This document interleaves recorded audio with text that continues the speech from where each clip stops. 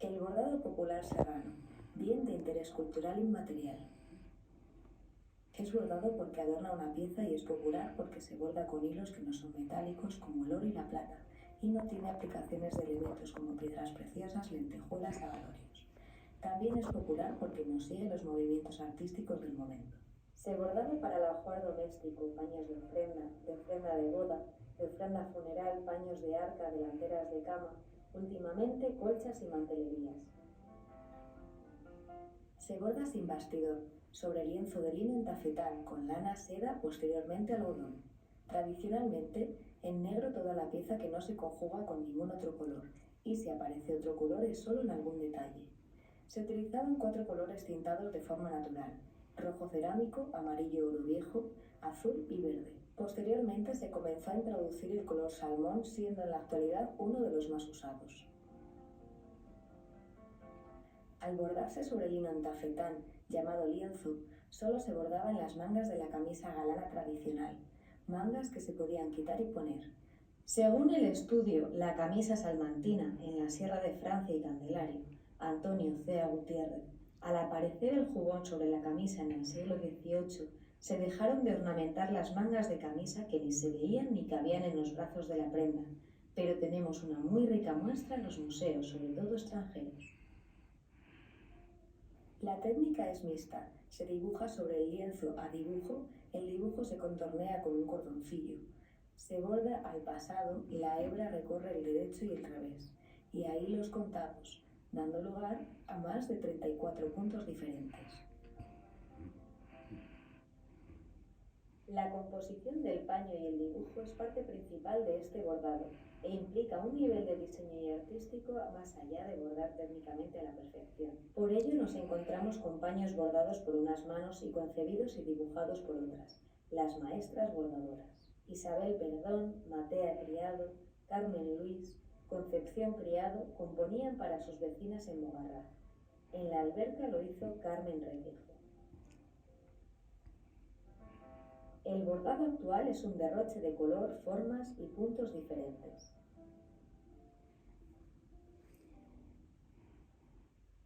Entre sus características compositivas están la simetría y el horror vacui, unido al vacío, en donde los elementos compositivos se insertan en un ataurique vegetal.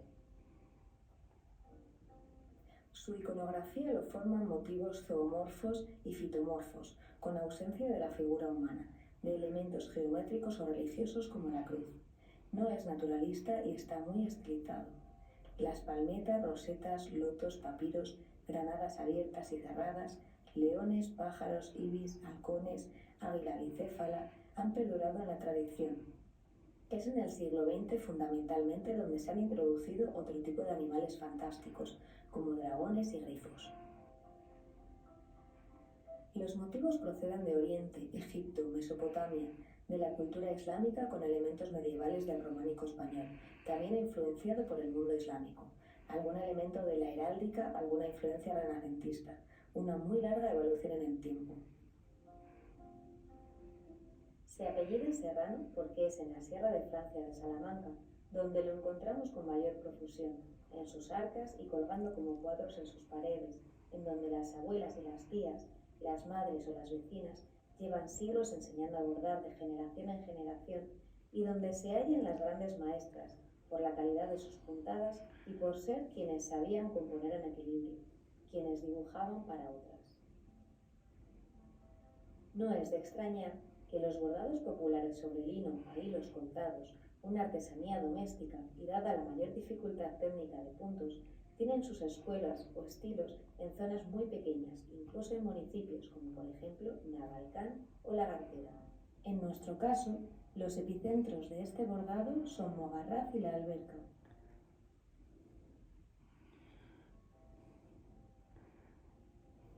Son numerosas las características de este bordado que nos remiten una y otra vez a la cultura islámica, indisoluble con la cultura mestiza originada en España a partir del siglo XIII. En los bordados más antiguos del Instituto Valencia de Don Juan, catalogados por doña María Ángeles González Mena de los siglos XIV y XVI, paños de ofrenda funeral bordados en negro, ya aparecen las constantes, que van a perdurar hasta mediados del siglo XX.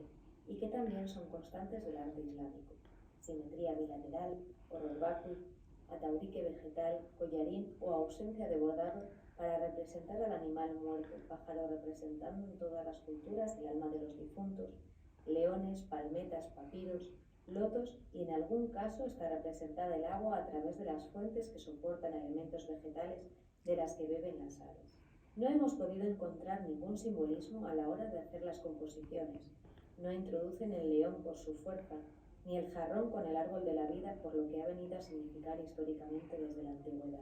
Parece que cada elemento que podría tener un simbolismo en sí mismo no está representado por él mismo. Más bien parece que el simbolismo lo tuviera el todo y no cada una de sus partes. ¿Podría tratarse de representar el paraíso musulmán por mudéjares o posteriormente llamados moriscos? Quizás no lo sabremos nunca. No hay símbolos cristianos como la cruz, el cáliz o el cordero, pero tampoco hay simbolismos que pudieran representar afrenta de las creencias cristianas.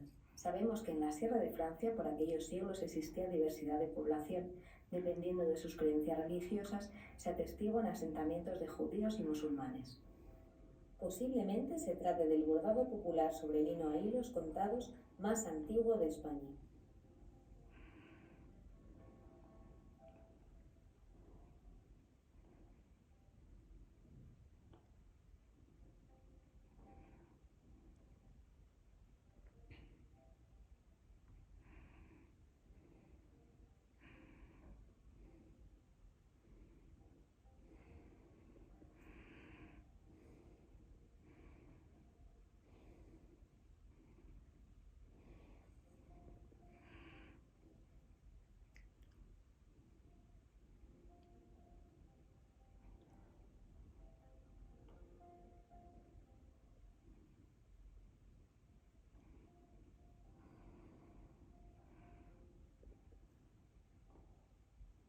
La iconografía del bordado y la historia de sus elementos.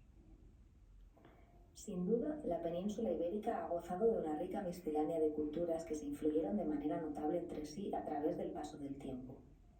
Lo que es cierto es que los motivos del bordado popular de la Sierra de Francia no son naturalistas, no lo copian de la realidad, sino que les llega de muy diversas maneras a través del intercambio cultural.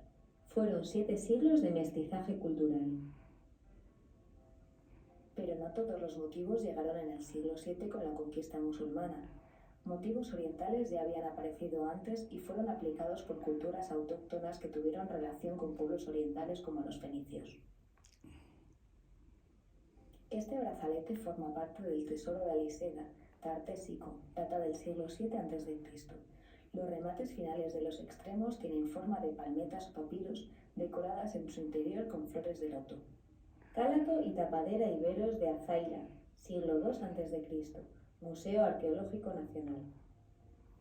El estilo Azaila-Ayoza debe su nombre a las colecciones arqueológicas de 2 importantes poblados aragoneses íberos. El cálatos es uno de los recipientes característicos de la cerámica ibérica. En él se pueden ver cómo los cuerpos de los animales afrontados a un árbol de la vida tienen otros elementos en su interior, como luego veremos aparecer en el bordado serrano. Tenemos, pues, ya en la península ibérica prerromana, palmetas, papiros y lotos, plantas que no existen en estas latitudes, la iconografía del árbol de la vida a la que se afrontan aves cuyo interior tienen otros elementos decorativos. Más tarde, en el siglo VII de nuestra era, los árabes musulmanes aparecen en la península con un contacto que durará hasta el siglo XV, de manera política y territorial, pero la simiente cultural ya ha dado sus frutos. Horror vacui, ataurique vegetal, eje de simetría bilateral, el vergel del paraíso con animales entra en escena. El Qusayr Musata, o Msata, es un palacio de invierno omeya en la actual Jordania, hoy en ruinas, probablemente construido entre 743 y 744. La fachada se encuentra hoy en el Museo de Pérgamo de Berlín. Esta posee una rica decoración con un intrincado ataurique vegetal en piedra, con algunos motivos animales, reales y fantásticos, como grifos y centauros. En la parte de la fachada que eran los muros de la mezquita, por estar consagrada al culto, solo aparecen los motivos vegetales. En los muros palatinos es donde también aparecen los animales. La arqueta de Palencia o la arqueta andalusí de la Catedral de Palencia es una pieza que forma parte del llamado arte islámico y de los marfiles hispano-musulmanes. La arqueta fue tallada en el taller de marfiles de Cuenca por el artista Abderramán Benceillá en el año 1050. En ella vemos tallados lotos, aves y lo que parecen cérvidos, unas veces afrontados a un om y otras por necesidades compositivas con la cabeza vuelta hacia atrás. El bote de Zamora. La píxide fue tallado en el Califato de Córdoba, en marfil por un artista con el sobrenombre de El Maestro de Zamora, en el año 964 después de Cristo, y destaca por su increíble detalle y finura en la ejecución. Los motivos fitomorfos y zoomorfos también los encontramos en otros materiales, por ejemplo en las cerámicas hispano-musulmanas, la cerámica mudéjar de reflejos metálicos. Animales con collarín, follaje vegetal, palmetas y lotos.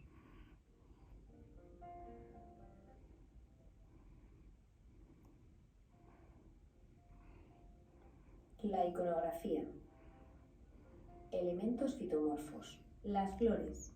Tan importante en este borrado como la fauna que los puebla es el ataurique vegetal en la que están insertos. Entre los ramajes y sus vueltas surgen flores realmente de otro mundo, de otra parte del mundo. Lotos, flores de papiro, palmetas. No se encuentran a la vera